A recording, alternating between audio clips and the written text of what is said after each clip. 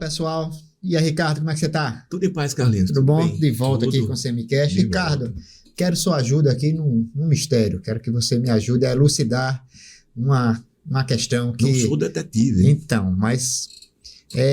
E essa questão tem nome, ela é Aldo Rebelo. Não sou psicólogo, então... Então, nesse caso, né? É. O Aldo Rebelo, ele é um grande nome da esquerda brasileira. Não, foi, né? Foi. Então, mas assim, ele surgiu como um grande nome da esquerda brasileira. E ele foi ministro dos governos Lula e Dilma, 4 pastas diferentes. Foi ministro da Defesa, foi ministro do Esporte, foi ministro da Ciência e Tecnologia e foi uma secretaria de governo. Era o ministério, articulação política. Foi líder do governo Lula na Câmara, foi presidente da Câmara, né? Aldo Rebelo, que é alagoano. Hoje... Foi presidente da Uni, né? Então, exatamente, tem toda uma vida voltada do PCdoB, né? O Aldo Rebelo hoje, ele é considerado um guru de uma parte relevante da direita, da ultradireita, eu diria. Quem está dizendo isso sou eu. Até alguns integrantes da ultradireita chamam ele de o novo Olavo de Carvalho. Veja só a importância. Isso eu ouvi de vários, li de vários. Eu queria que você me ajudasse a entender como foi essa caminhada.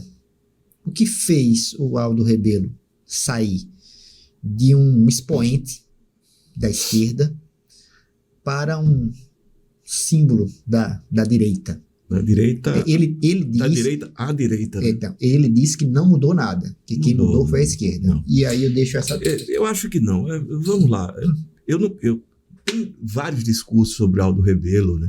E é engraçado, você pode observar que os contemporâneos dele aqui, os que militaram com ele no PCdoB, e o Aldo era o cara que era e podia bater no peito e dizer que era comunista, porque ele racionalmente se tornou comunista. Aldo é um cara estudiosíssimo. Aldo é um sujeito brilhante, independentemente de qualquer coisa. Ele estudava, né, o marxismo como poucos comunistas aqui no estado de Alagoas estudavam. E ele se identificava com aquilo. Aldo é responsável por atrair para o PCdoB, por exemplo, figuras icônicas do PCdoB aqui, Cianelli, Eduardo Bonfim, todo mundo com uma grande admiração por ele, pelo brilhantismo dele, Sérgio Barroso, né? Pelo brilhantismo dele. E Aldo depois foi como presidente da Uni, foi para São Paulo e virou uma referência da esquerda. Eu avalio, não concordo, ele está se dando bem porque hoje as despesas dele são pagas pelo... Isso é bobagem, não vou por aí.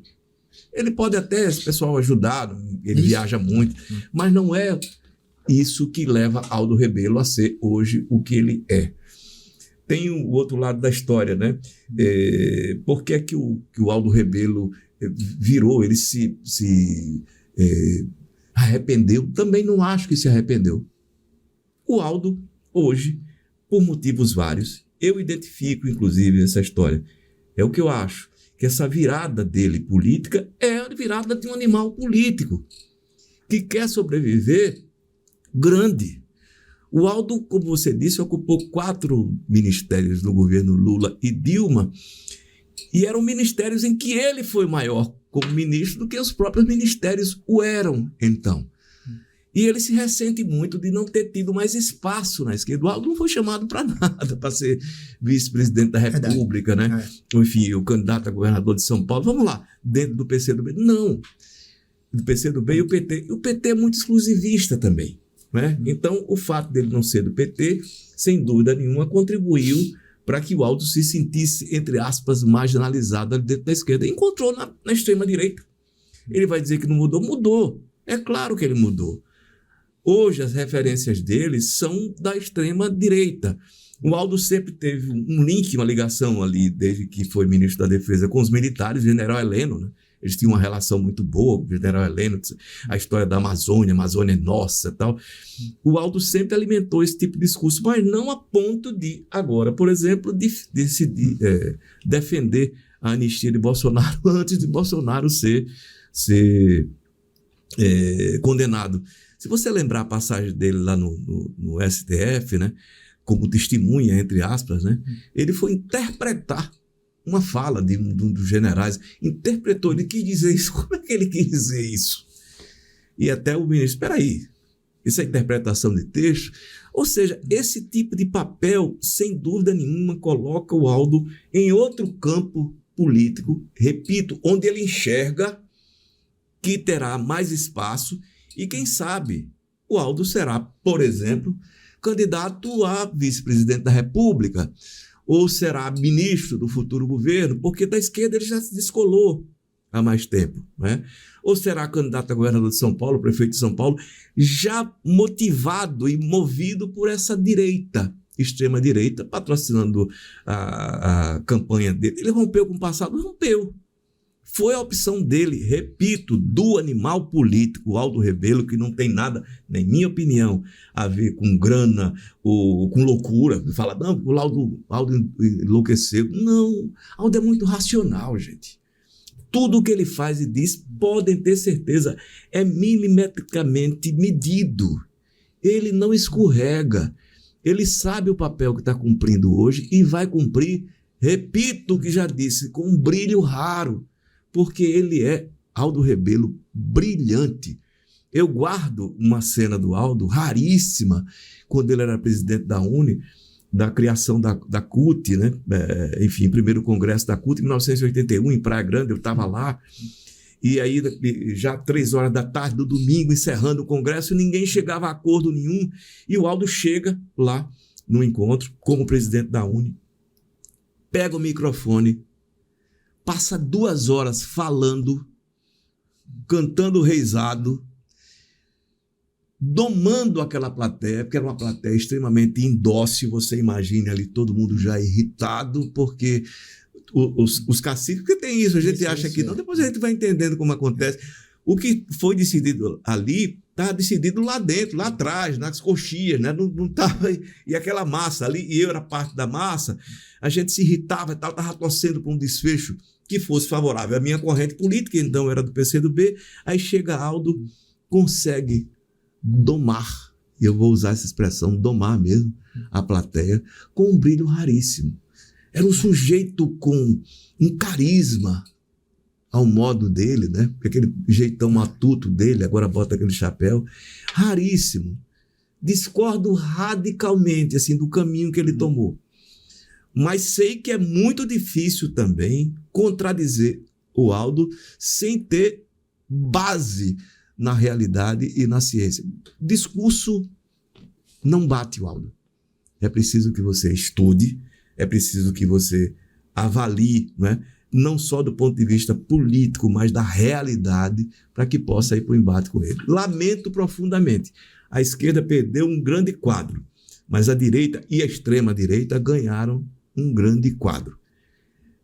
Melhor para eles, pior para a esquerda. Lamento muito, repito, que ele tenha trilhado esse caminho, mas entendo, tem muito de ressentimento, tem muito de se sentir marginalizado pela esquerda, e se isso não justificasse, e para mim não justifica, o Aldo, repito, é um animal político, gente. Animal político quer sobreviver nessa selva. E ele, hoje, é um integrante dessa selva da direita e da extrema-direita. O que se há de fazer? Ele sabe o que está fazendo, ele sabe pelo que optou, e pode ter certeza, ele vai mais fundo. Eu espero que ele não... E não vai acontecer, acredito que ele não vai defender golpe militar. Mas, enfim, defender essa turma que defendia golpe militar já é muito doloroso para quem conhecia Aldo Rebelo. Eu quero fazer uma provocação em cima disso. Você falou sobre a perspectiva do Aldo, mas eu queria sobre a possível perspectiva da extrema-direita. Por que a extrema-direita abraçou um cara como o Aldo? Porque o Aldo foi ao encontro do discurso da direita e da extrema-direita. Quando ele passa a atacar as ONGs, claro que tem muita gente, vou usar essa expressão, me perdoe, safada, atuando ali dentro, ganhando grana, tem muito picareta. Eu me lembro que eu conheci um desses personagens de ONG, o cara não sabia absolutamente nada sobre o que estava falando, mas estava ali, vai o discurso militante, aprende o discurso militante e joga aquilo para se dar bem na vida. E se dar bem na vida? O Aldo conhece, identifica, sabe que tem muita gente assim, mas tem muita gente séria. Ele não pode generalizar da forma como ele generalizou, né? E generalizar aqui não tem nada a ver com general, né? Eu espero. E não pode fazer eco com essa turma. Não pode, tanto que ele está fazendo. Eu acho que não deveria. Mas, repita, foi a opção dele, da vida dele. E, repito, não é emocional, é puramente racional. O Aldo é um animal político e, como animal político, ele aprendeu que esse é o caminho para ele sobreviver e continuar estando ali na crista da onda. Tanto que ele ganhou, com a direita e a extrema-direita, esse espaço que ele não tinha mais na esquerda. E o discurso dele está mais afinado hoje, por óbvio, né? Com a direita e com a extrema-direita. Não, eu defendo princípios, ele há de dizer. Defende os princípios deles. Lamento, mas, enfim. E ele sabe também que na vida real há muita falha na esquerda também. Explorá-las, não sei se é uma coisa exatamente, principalmente para quem conhece por dentro, né? Seja uma coisa interessante, né? Principalmente o país vivendo um momento como esse tão grave. É isso, Ricardo. Espero que ele não vá defender as medidas do Trump, não. Né? Não, exato. A gente, inclusive, o Aldo, ele não vive mais muito em Alagoas, de vez em quando ele vem aqui, mas é uma das pessoas que eu queria trazer para cá, para a gente conversar com ele. E ele explicaria muito melhor do que eu estou dizendo. Estou dizendo aqui as minhas impressões. Eu só não concordo com essa história. Se dá bem porque materialmente está se dando bem. Não acho que seja por aí. E nem tampouco o acesso de loucura. Tem nada de louco. O amarelo, né, como a gente o chamava. O amarelo não tem nada de louco. É muito racional. Sabe o que está fazendo e faz.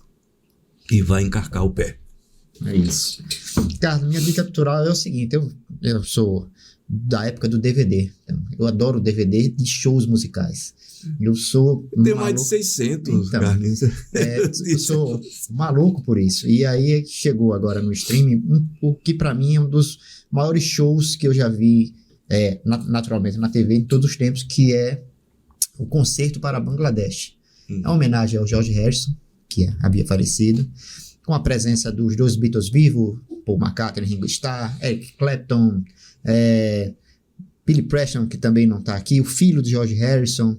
É um concerto lindo, porque ele tem todos os extras, tem toda a história do documentário. É um documentário, começa com a história do documentário, está no Prime, depois vem um show completo, e depois vem toda a questão humanitária, você ajudar a Bangladesh. O George Harrison tinha uma relação com a Índia, com o Bangladesh, era aquela música na década de 70, passou naquela época. Né? Mas o show é belíssimo, tem versões maravilhosas das canções de George Harrison, Something, Why My Guitar Against the Whips, e tá lá no Prime à disposição. Eu sei que é uma coisa meio antiga, você sentar no sofá, ver um DVD de música, de show, mas eu adoro isso, e eu acho que vocês vão passar 2 horas maravilhosas vendo esse show, entendeu? Essa é a minha dica. Onde, Carlinhos? No Prime, Amazon Prime. Certo. Ok. A minha dica, para variar, é um livro desse cara chamado Leonardo Mlodinow. Esse cara é um divulgador da ciência fantástico. De primatas a astronautas. Ele conta aqui, gente, a história da ciência, no que cabe, evidentemente, no livro. Tem alguns livros que são assim definitivos nesse sentido. Germes, Armas e Aço, né? Do Jared Diamond, que é um dos livros da minha vida. Mas esse aqui é uma maravilha. Ele vai contando como a ciência, cada ciência vai nascendo e como ela se desenvolve, com seus principais personagens. Você há de imaginar, na física ele chega a Newton, enfim, e todos esses caras que são seminais, né, para que uma determinada ciência se desenvolva. E conta histórias deliciosas. Ele escreve muito bem. A jornada do homem em busca do conhecimento, de primatas a astronautas. Eu já trouxe aqui um outro livro dele, O Andar do Bêbado, que é uma beleza sobre probabilidade. Gente, eu já disse e vou repetir, eu adoro e valorizo quem tem bom humor. Você escrever sobre ciência com bom humor, como esse cara faz, vale muito a pena. Leonardo Mlodinow, onde vir, compre. Vale a pena. Ou então, né, acesse, né? Hoje você acessa. Mas é bom comprar, né? Porque é bom demais. Capa bonita. De primatas a astronautas. É uma maravilha. Eu já li esse livro 2 vezes. E daqueles livros, tem esses livros de ciência, divulgação de ciência, são ótimos porque eles não vão envelhecer nunca. Você vai sempre voltar a eles com esse gosto, né, do novo, né, do sabor inaugural, porque eles são fantásticos. É o caso dele, Leonardo Mlodinow, que está nesse time do Jared Diamond, do Richard Dawkins, né? E como foi Carl Sagan, que era brilhante, brilhante. O Carl Sagan, no final das contas, é o pai desses caras todos, né? E se tornaram divulgadores da ciência. O Sagan era uma maravilha. Cosmo, né? Cosmos, mas tem vários livros dele, tem pelo menos 3 ou 4 livros dele, inclusive o último póstumo, né? Que foram palestras que ele fez na Escócia ali. Tem o filme Contato, que ele fez o roteiro. Nossa, como é bom aquilo. Tá num stream desse, eu não sei qual. Contato. Nossa, como é bom. Como é bom. Quem gosta de ciência e saber o que nós somos, esse pontinho de nada, né? Que você não enxerga do alto o que nós somos como espécie. Lê esses caras, ouvir esses caras. Enfim, a gente aprende um pouco. Baixa a bola de qualquer um. Perfeito, Ricardo. Ricardo, grande abraço. Grande abraço. Grande abraço, pessoal. Até a próxima semana.